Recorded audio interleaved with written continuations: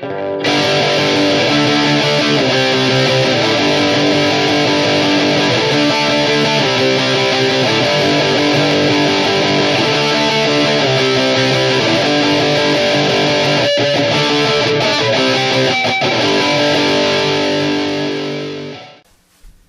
guys, it's Chris and I'm back here with another lesson for you on the YouTube channel. As I went over last week with you, we went over the Ionian mode of the C major scale. So this week we're going to move on to the D Dorian mode.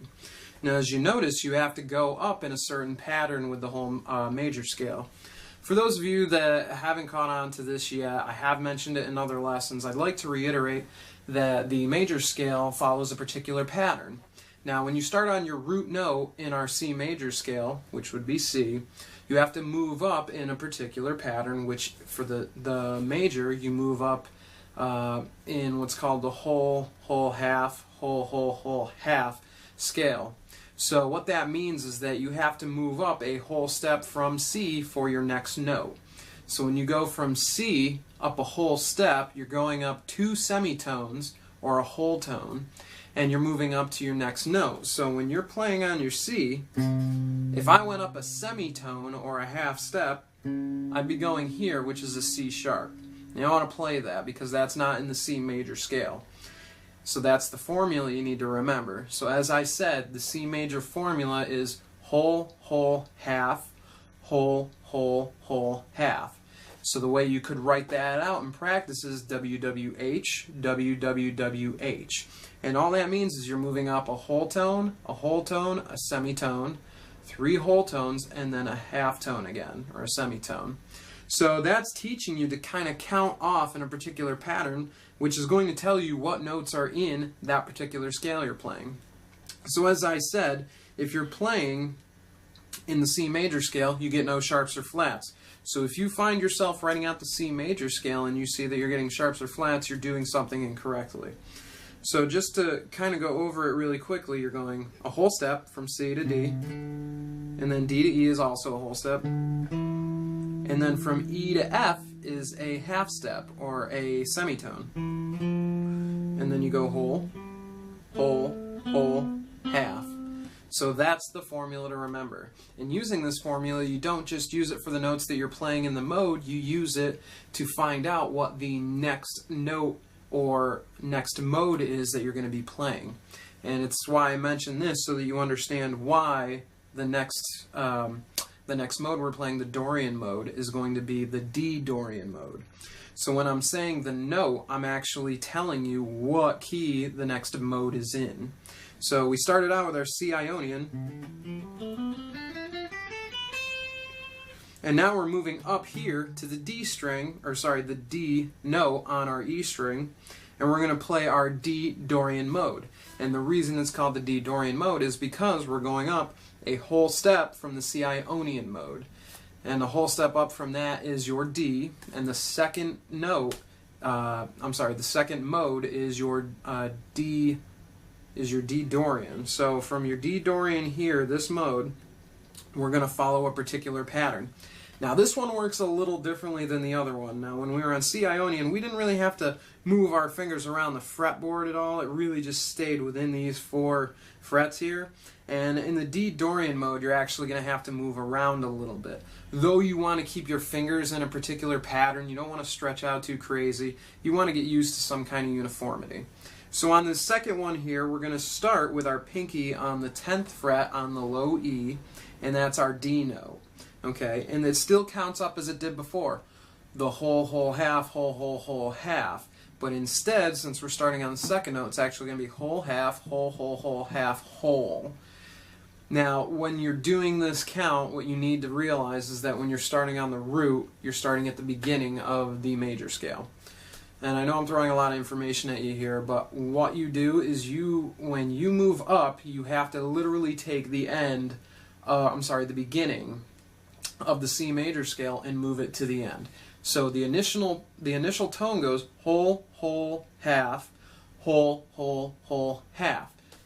Now when I move up to my next mode, I need to take that W that was in the beginning, the first of the 2, move it to the end of the scale, and now I go whole, half, whole, whole, half, whole. That first whole that we're going to be on is going to be the D, and that's also going to give us the pattern that we're going to be playing. So we're actually going to go whole to an E on here, and then half, and then we got to go whole, whole, whole, half, whole. Now that is getting us all the way around, as you can see. With the pinky, I'm playing on the 12th fret, and then I start back here on the low E on the 10th. Following that formula has allowed me to go up an entire 7 notes to come around full circle to the octave of what we started on. So from here, it's going to give me my pattern, and as I said, the pattern has changed, though it's the same. So when you're on your D Dorian mode, you want to start with a whole, and instead of going another whole step, you're going to go a half step. Because I didn't start on the C this time, I started on the D. So now that we're doing this part, I'm going to go through it with you real quickly here. And we're going to go D, goes a whole step to E, half step to F, whole step to G, whole step to A, whole step to B, half step to C, whole step to D. Now we've come around a full circle and gotten halfway through our D Dorian mode. Now there's still 3 more strings to get through, and what we're going to do there is from D, we go a whole step to E, half step to F, whole step to G, whole step to A, okay, whole step to B, half step to C, whole step to D. And then what we'll do here is we usually go up 2 more to round it off. So we go E, F. So now it gives you this kind of a shape where we go our pinky on the 13th, ring on the 12th, index on 10, and then we're just dropping down a string, same pattern, pinky on the 13, ring on the 12, index on 10. Now we're going to move the pinky down to the 12th fret on our G string, and then we're going to pluck that note, and then we're going to go on to the 10th fret with our middle finger, index is on 9, drop down a string, 12, 10, 9. Now I'll reach over with my index finger to put me in a better position, and we'll be playing on 12, and we're playing on 10, then we drop down a string, we're going to put pinky on 13, ring on 12, and then end on your 10th fret with your index finger. So that sounds pretty crazy and it gets pretty out of control, but that's the pattern. So to remember it, you're going to start on 10, you're going to go 10, 12, 13, 10, 12, 9, 10, 12, 9, 10, 12, 10, 12, 13, 10, 12, 13. Again, I want you saying those notes in your head as you're playing them, and I also want you to be playing this forwards and backwards, so you should be able to run through it. And then you should be able to play it backwards.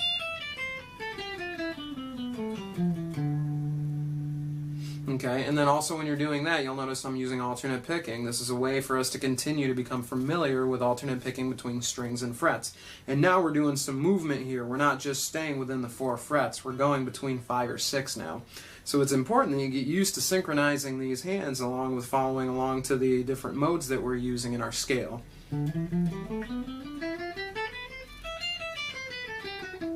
Oop. And you'll hear that note wants to resolve to the C, because this is part of the C major scale. We're just using a different mode in that major scale. So go ahead and get acclimated with this. I know I've thrown a lot of information at you with this lesson. I don't expect this to be easy. I really don't expect it to make 100% sense to you. If you pull one major thing away from this lesson, I want it to be what your fingers are doing here. I want you to understand the pattern. And it's very important that you understand the pattern, because this is going to start shaping into a particular pattern that shows you the notes all over the fretboard that you can play in the key that you've chosen to play in. You know, if we were playing in the G major scale, I could start my G major down here. And the important thing to note about that is that I didn't do anything differently with the scale that I'm learning, the major scale that we're learning. I just played the shape down here. Instead of playing it on the C note, I started on the G note. And that's why I want you to get familiar with the shape. It's more important that you get familiar with the shape than any of the terminology at all. It's important that you really just remember what the mode is that you're playing and be able to distinguish what key you're playing in by starting on the note. So the biggest part here is just get this shape down. If anything you take out of this lesson, get the shape down.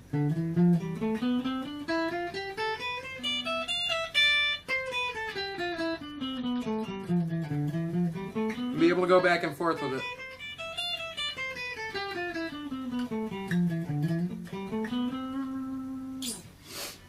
So that's what I want you to be able to do. Just take this scale, rip this particular mode apart very slowly, play it without the alternate picking, play it with the alternate picking. If you have any questions about this lesson, please feel free to bug me. Again, as I said, I threw a lot of information at you, but it's important that you just learn the shape of the mode so far. That's all we're really concerned with. But if you're getting that and you're more interested in some of the things I've talked about in this lesson, please feel free to message me on the Facebook page, leave a comment below in the video, get a hold of me through any of the mediums I've left for you. I will be happy to help you out. Take care and watch out for next week's lesson as we go into the next mode.